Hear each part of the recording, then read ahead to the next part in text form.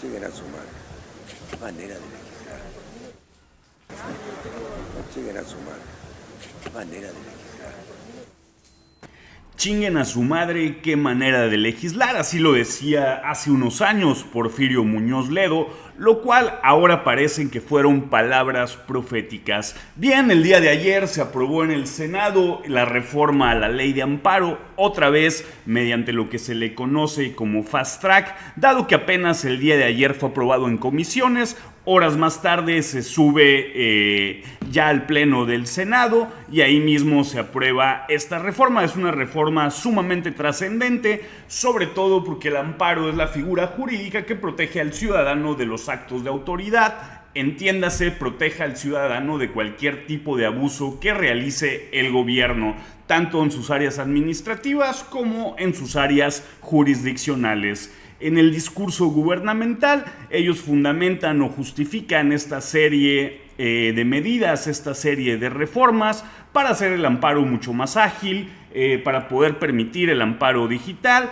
pero sobre todo en el sentido de que no se abuse, lo pongo entrecomillado, por parte de aquellos que tienen muchos recursos, que no se abuse de esta figura para evitar el pago de impuestos o para detener alguna obra. Si bien este es un tema bastante amplio, es un tema que merece un análisis técnico muy puntual, el día de hoy lo quiero llevar más hacia la cancha política por una serie de acontecimientos que se dieron, que explicaré más adelante. Primeramente, ahorita dentro del proceso legislativo se acaba de dar la aprobación en la Cámara de Origen, que en este caso es el Senado, que es la receptora de la iniciativa del Ejecutivo. Ya dada esta aprobación del día de ayer, pasa a Cámara de Diputados, donde también se tendrá que hacer un dictamen, someterse a discusión y en su caso votarla y aprobarla, como seguramente así será, dado la configuración que tiene el legislativo, donde Morena o el régimen pues tiene una mayoría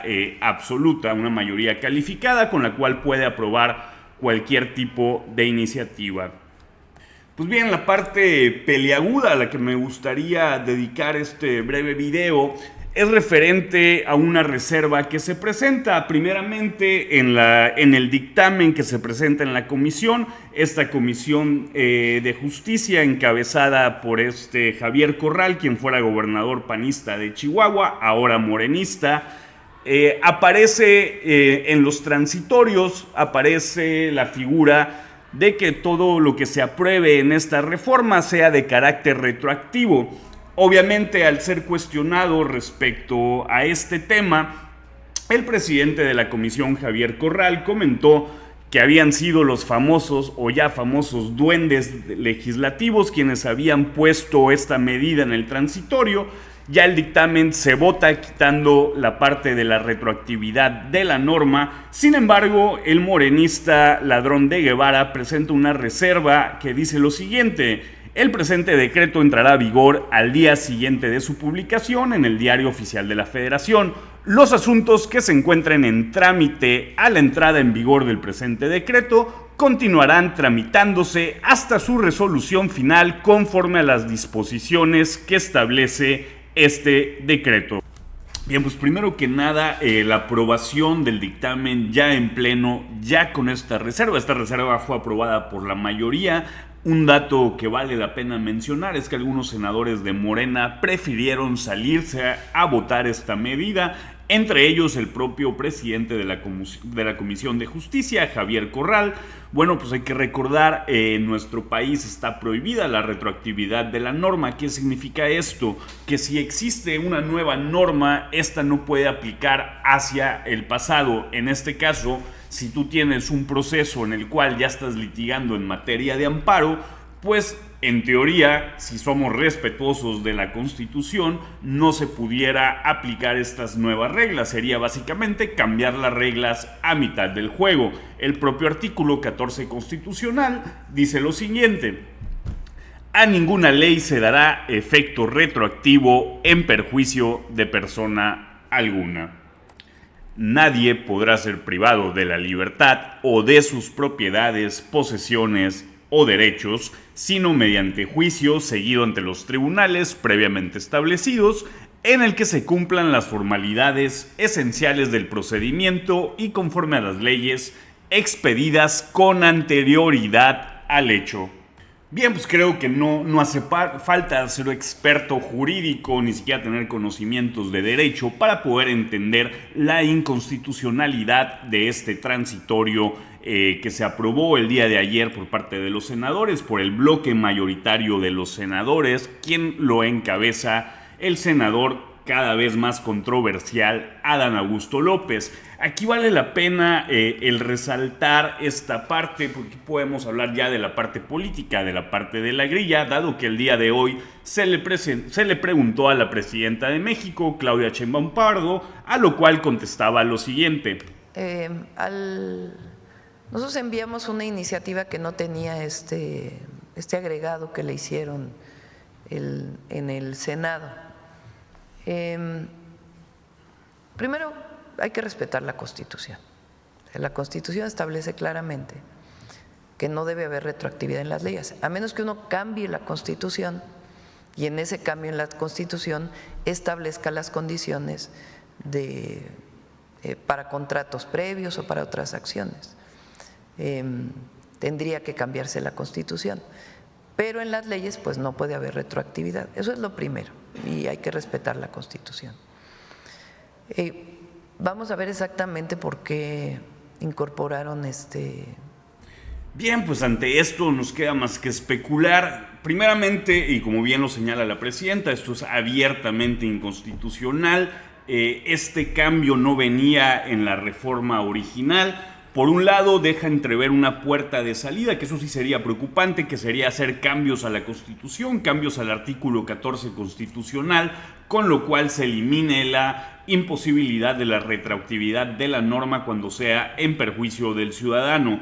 Por otro lado, también la especulación que abre es qué intención tuvo el senador Ladrón de Guevara de aplicar este transitorio, de imponer la retroactividad de la norma, si esto forma parte de los pleitos que se tienen al interior de Morena, si este es un nuevo juego de vencidas entre Adán Augusto como coordinador de los senadores y Claudia Sheinbaum como presidenta de la República.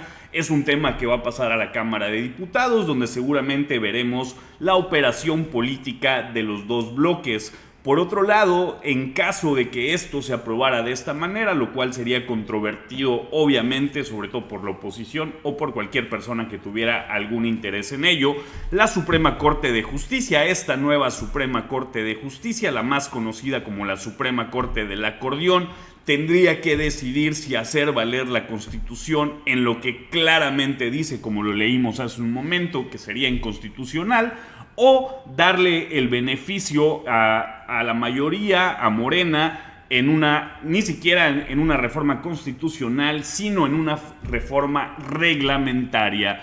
Pues bien, este caso dará mucho que hablar, es un tema que vale mucho la pena, la parte técnica. Les recomiendo darse una vuelta a los videos de la Comisión de Justicia y del propio Pleno del Senado. Entre lo más importante de esta reforma viene la destrucción, por así decirle, de lo que es el interés legítimo al momento de promover un amparo, lo cual va a afectar a cualquier colectivo, va a afectar a minorías, va a imposibilitar el que tú te ampares contra hechos futuros de actos de autoridad. Déjame lo ejemplifico porque sé que es algo muy técnico. Cuando se da la autorización de alguna construcción de alguna fábrica que tiene un daño al medio ambiente, tú personalmente te puedes amparar o como colectivo por el daño que va a generar esa autorización al momento de instalarse la fábrica, por el daño medioambiental que va a haber, lo cual vulnera tus derechos.